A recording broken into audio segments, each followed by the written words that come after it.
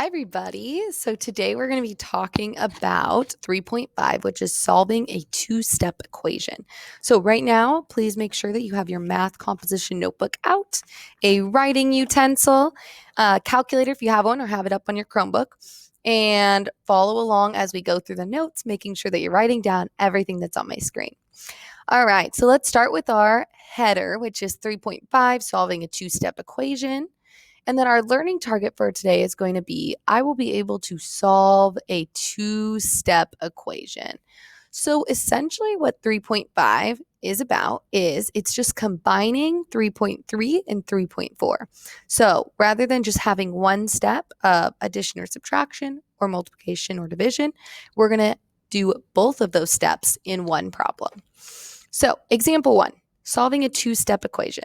Solve negative 3x plus 5 equals 2. And of course, we need to check our solution. So the first thing I'm going to do is I'm going to write down the steps for you to the side. So everybody write down these steps. These are the steps to solving a two-step equation. So the first thing you want to do is you want to undo anything not attached to the variable. So anything that's not attached to the variable, you want to undo. And this is going to be your addition and subtraction steps. The second step is always going to be to divide or multiply to isolate. That's a term we use in algebra. To isolate, that means make the x all by itself. Make the variable all by itself. To isolate the variable. So those are our two steps. When you're solving two-step equations, you always follow those two steps. First, undo anything not attached to the variable, so addition or subtraction, and then you're going to deal with the division and multiplication. So let's draw a line down the center, down the equal sign, and let's get started. So my first step, it says undo anything not attached to the variable. So if I'm looking, the negative 3 is attached to the x, so I don't want to do that first. But then I have a plus 5. So the plus 5 is not attached to the variable, okay? So to cancel the plus 5, I need to do the inverse operation, which the inverse operation to addition is subtraction. So I'm going to do subtract 5 on both sides because remember, whatever we do to one side, you got to do to the other side. So I'm going to draw my line just like this, okay? Plus 5 minus 5, that's going to cancel out and just give me 0, all right? So all I'm going to be left with is a negative 3x on this side equals, and then 2 minus 5. 2 minus 5 is going to give me negative 3. Okay, so now my new equation is negative 3x equals negative 3. So now if I look down to my second step, it says divide and multiply to isolate the variable. So remember, if the number is attached to the x, that means it's being attached by multiplication. So then in order to cancel it out, we're going to need to do the inverse operation, which is division. So remember, we write division this way with a line, a fraction line. We're going to divide it by that number that's in front of the variable. So we're going to divide both sides by negative 3. And these are going to cancel out because negative 3 divided by negative 3 is just going to give me 1, which means that I'm left with 1x, which essentially is just x. X equals, and then negative 3 divided by negative 3 over here on the right side, that's going to give me just a positive 1 because anything divided by itself is just 1. All right, so x equals 1 is my answer. But wait. We don't just end there because we have to check our work. So over here, I'm going to write down check, and we are going to check our work. So to begin, we write the original equation, which is negative 3x plus 5 equals 2. Next, you need to plug in what that x equals into that original equation. So negative 3, rather than writing x, I'm going to write what x equals, which is 1. Remember, stick it in parentheses because we're multiplying it. And then we go plus 5 equals 2. Now, simplify down. Remember, when we're checking our work, we're not moving anything from side to side this time. All we're doing is simplifying it down. Everything stays on its own side. So negative 3 times 1 is just negative 3 plus 5 equals 2. Negative 3 plus 5 is going to give me a positive 2. And let's check. Does 2 equal 2? Yep, I'd say so. So I write a check mark and I know my answer is correct. All right, that's example 1. Let's scroll down to example 2. So another solving a two-step equation. There's fractions, but don't be scared because we know how to work with fractions. So we're going to follow the same steps. So the first thing we do is draw a line down the equal sign. Then we need to take care of the detached stuff, so the things that aren't attached to the x. If I look here, well, it's x over 8, so the 8 is somewhat attached to the x. But then we have a minus 1/2. That's not attached to the x, so we want to deal with that first. So I see right here, it is a subtraction sign. What is the inverse operation to subtraction? I hope you're all thinking addition. So if I have a negative 1/2, in order to cancel that out, I have to add 1/2 to that side, and that will give me 0 and cancel it out. But remember, whatever we do to one side, you gotta do to the other side. So over here, we're gonna write plus 1/2 as well. And then we're gonna draw our line. That's gonna cancel out these two, and we're gonna be left with x over 8 equals, and then I'm going to do some work over here just so that I don't do it in my nice, neat algebra. And I'm going to do negative 7 over 2. Make sure you pay attention to negatives. Plus 1/2.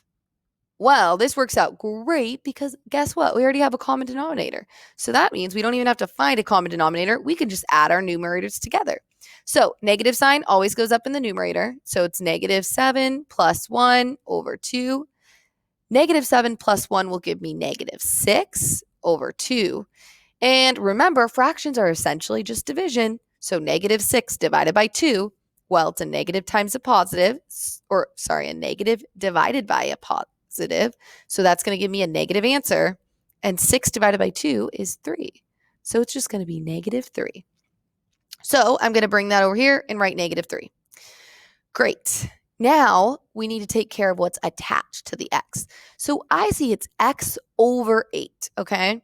It's a fraction, which remember, if the number is below in the denominator of the x, you are going to need to cancel it out by using multiplication. So we are going to multiply this by, remember how we did it in 3.4, 8 over 1. Because remember our cross canceling, the 8 and the 8 cancel, and you're left with x over 1, which is the same thing as just x. But remember, whatever you do to one side, you have to do to the other. So 8, you can write over 1 if you want, but essentially 8 over 1 is the same thing as 8. So now we have x equals, and negative 3 times 8 is going to give me negative 24. I'm going to box in my answer, and that is my x value. But wait, we're not done yet because we have to check our work. So I'm going to write my check over here, and I'm going to write my original equation, which is x over 8 minus 1/2 equals negative 7 over 2. Then I'm going to plug in what my x value equals, which is negative 24 over 8 minus 1/2 equals negative 7 over 2.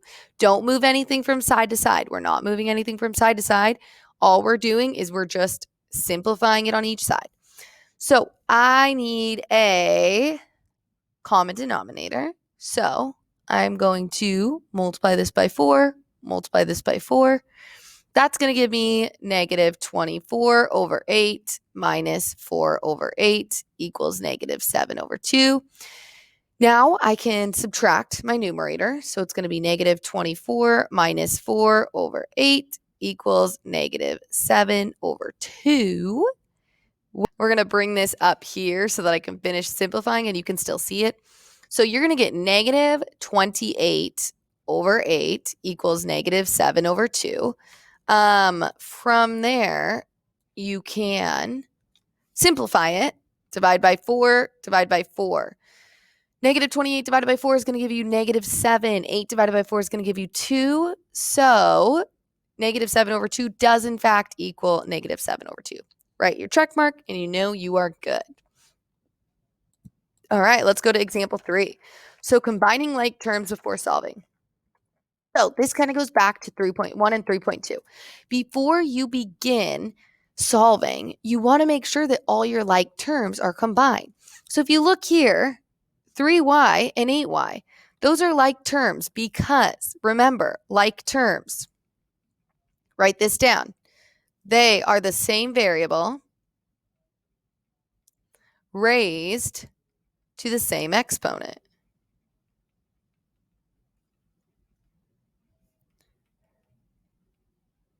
Okay, so we can combine those first. So 3y minus 8y, well, let's do 3 minus 8. 3 minus 8 will give me negative 5. And then remember that y is attached. So 3y minus 8y will simplify to negative 5y. And we want to do that before we start solving. Okay, once we've combined those, now we can draw a line through the equal sign and get to solving for y. So let's take a peek. This is only a one-stepper. This is not a two-stepper. And if you can see, then we want to pay attention to the side with the variable on it. And as you can see, that's this side right over here. The negative 5 is attached to the y through multiplication. It's right next to each other.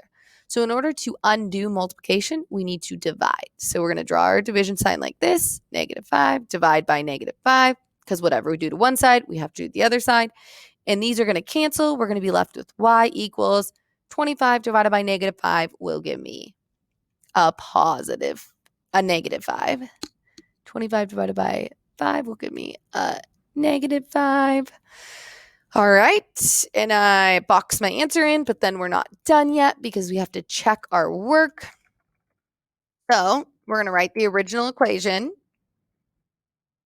which is 3y minus 8y equals 25. And we're going to do 3, fill in what y equals, negative 5 minus 8 times negative 5 equals a positive 25. Okay, 3 times negative 5 will give me negative 15, minus 8 times negative 5 will give me a negative 40 equals 25. Okay, remember, if you're subtracting a negative, this essentially turns into addition. Okay, so it's going to be negative 15 plus 40 equals 25. And negative 15 plus 40 does, in fact, equal 25, which is what we need. So we draw a check mark, and we know our answer is correct. All right, so that is solving two-step equations. Make sure you have complete organized notes in your math composition notebook, and we will work on the assignment in class tomorrow. All right, thank you for watching.